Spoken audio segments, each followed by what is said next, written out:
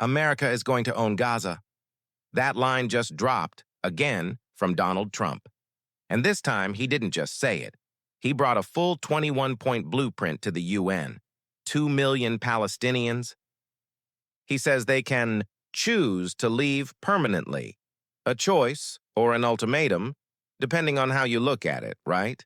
Sounds absolutely wild, but every single detail is on paper, and Benjamin Netanyahu is already on board, nodding along. So what exactly is this plan? Why does Trump genuinely believe it's just a real estate deal? And why are Arab leaders calling it ethnic cleansing with better branding?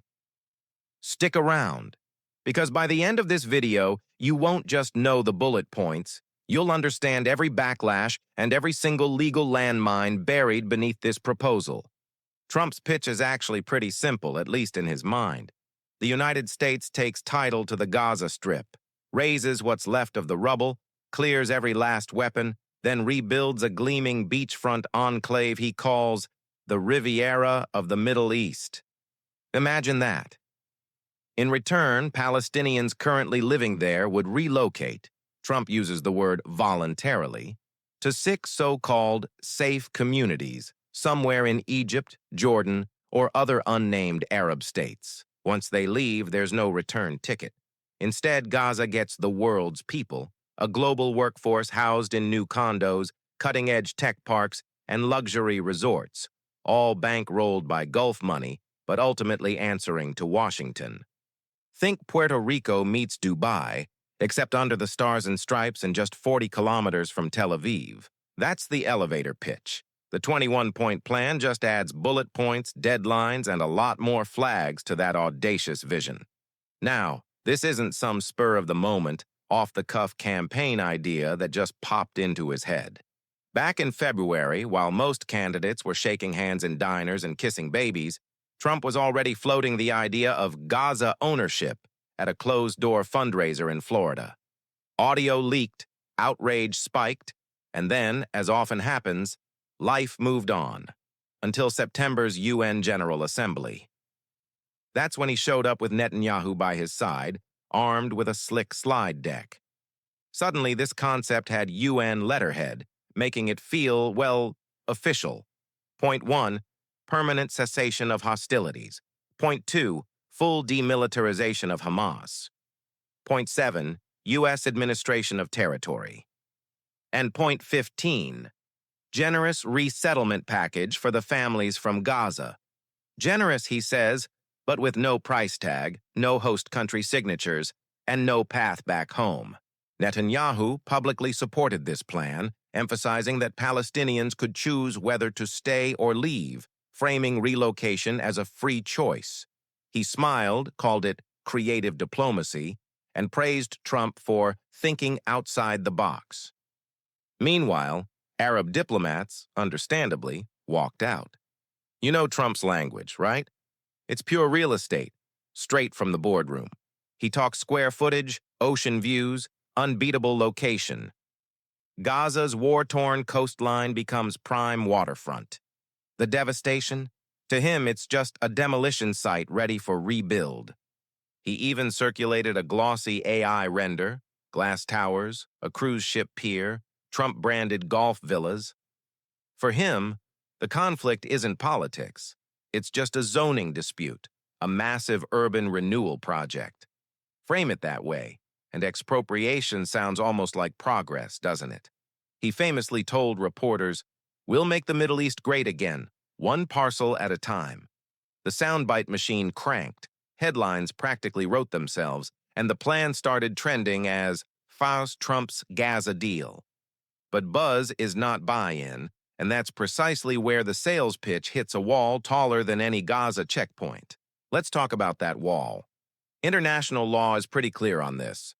Forced population transfer is a crime against humanity. Rome Statute, Article 7. You simply can't shuffle 2 million people across borders, burn their IDs, and call it a day. Even if each family does sign a form, coercion is presumed when the military power that just flattened your neighborhood now offers you a one-way bus ticket. The UN human rights chief, Volker Turk, warned that the scheme risks legitimizing ethnic cleansing. This proposal has faced strong criticism and is considered against international law, as forcible population transfer is prohibited. European diplomats are whispering about sanctions. American constitutional lawyers are pointing to the Posse Comitatus Act, asking which branch of service would actually patrol these envisioned Mediterranean boulevards.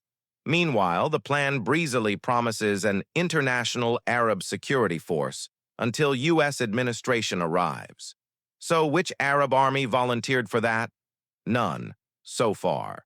Jordan's king publicly stated, "We will not be the gatekeepers of Palestinian dispossession." Egypt's foreign minister was even blunter. "This is liquidation, not relocation." So, legality, zero. Legitimacy, even less. Every state touching Palestine has slammed the door shut on this idea. Egypt fears militants among refugees, remembering past conflicts. Jordan remembers Black September, and Lebanon still hosts 200,000 descendants of 1948 exiles. They just can't stomach more. Saudi Arabia floated cash for reconstruction, sure, but they absolutely refuse to participate in demographic re-engineering. Even the UAE, usually open to bold projects, dismissed the idea as unworkable and inflammatory. Without regional buy-in, those 6 safe communities remain nothing more than Potemkin villages on paper. Arab states have unequivocally rejected the plan and have proposed alternative governance models. The Palestinian Authority warned that implementing Trump's plan would end the two-state framework once and for all. So the very partners needed to police Gaza after Hamas are now vowing to sabotage it. That leaves Washington owning a war zone with no local proxy, no exit calendar, and every jihadist group gifting it free propaganda. What a mess, right? Let's talk numbers. We're looking at trillions, not billions. Rebuilding Gaza's housing stock alone is estimated at $15 billion, according to the UN. Add ports, airports, desalination plants, power grids, and all of Trump's Riviera amenities, economists are ballpark estimating 60 to 80 billion over a decade. Trump says Gulf states will pay. Riyadh's answer?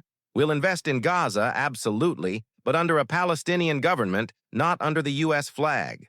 Private equity? No board in their right mind wants to sink funds into territory where title deeds are contested and rockets still fly regularly. Congressional appropriation? Any senator counting pro-Israel donations might back reconstruction aid, but voting for U.S. ownership looks a lot like colonialism on the evening news. So, the financing plan as it stands rests on a wish and a wallet that hasn't opened yet. It's easy to get lost in the geopolitics, but let's humanize the math for a moment. 2 million residents, half under 18, already surviving on UNRWA flour sacks. Trump's document promises $50,000 per household to start fresh elsewhere. Advocates are asking, can 50 grand truly replace a bombed apartment, a lost business, generations buried in local cemeteries? And what about paperwork? Many people from Gaza have no passports, only ID cards Israel issued. Relocating means statelessness first and citizenship, maybe never. Lawyers warn of a new permanent refugee class, parked in tent cities across Sinai, with nowhere to go. History books already have a word for that. Nakba, Part 2. Even Israeli centrists fear destabilizing neighbors they rely on for peace treaties. So, the humanitarian optics? They're a nightmare wrapped in a press release. If this breakdown is helping you make sense of the headlines, do me a favor. Tap that like button, hit subscribe, and drop your take in the comments. Is there any universe where U.S. ownership of Gaza ends well, or is this deal dead on arrival? Let me know what you think. So why bring this up now? Campaign season, plain and simple. Trump needs Florida's evangelicals and pro-settler donors writing those big checks. Floating a hardline Gaza plan shores up his base and forces opponents into a corner. Reject it and look anti-Israel, or tweak it and look like mini-Trumps. Meanwhile, Netanyahu, battling corruption trials back home, hugs the proposal because it brilliantly shifts headlines from judicial overhaul to sovereignty chatter. Both men gain valuable media oxygen, and the feedback loop just keeps spinning. Washington think tankers call it post-policy politics. Headlines over statutes, vibes over viability. The real risk, though, is that once such radical ideas circulate, fringe elements treat them as doctrine. We have seen this movie before. Remember all that move the embassy chatter that became reality in 2017? Words matter, even when spoken in rally arenas. They can and do shape reality. Section 9. Could any version happen? Short answer. A partial version, maybe. Full ownership, almost certainly not. A stripped-down ceasefire using parts of the 21-point framework. Hostage release, a demilitarization zone, Arab-administered reconstruction, could potentially reach a Security Council vote, but only if Washington drops the controversial ownership clause. Tony Blair's Gaza International Transitional Authority offers a template: temporary stewardship, then a handoff to the Palestinian Authority. This is one of the alternative governance models that Arab states have proposed, but that path strips the headline-grabbing, real estate angle, and honestly, Trump rarely plays small ball. So, the more likely outcome is diplomatic gridlock, sporadic fighting, and Gaza's coastline remaining rubble rather than a Riviera. Still, the fact that a former, and possibly future U.S. president is normalizing the idea of population transfer should send shivers down every human rights lawyer's spine. It's a dangerous precedent, even if the grand plan never materializes. Donald Trump's plan for the United States to own Gaza is part real estate fantasy, part campaign rally red meat, and full-scale diplomatic dynamite. It promises skyscrapers where today there are shelters, cruise ships where aid flotillas once docked, and it asks 2 million Palestinians to trade their keys for cash and a one-way bus ride. Legal scholars call it a crime.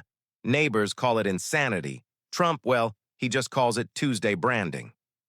Maybe the proposal collapses under its own impossibility, or maybe it morphs into a partial ceasefire that still uproots families. Either way, the conversation has fundamentally shifted from how Gazans live to whether they get to live there at all, and that in itself is a radical victory for the expulsion narrative. If you learned something here, share this video, hit that notification bell, and keep the discussion alive. Because plans like these don't die quietly. They either fade under intense scrutiny or they advance when no one's watching.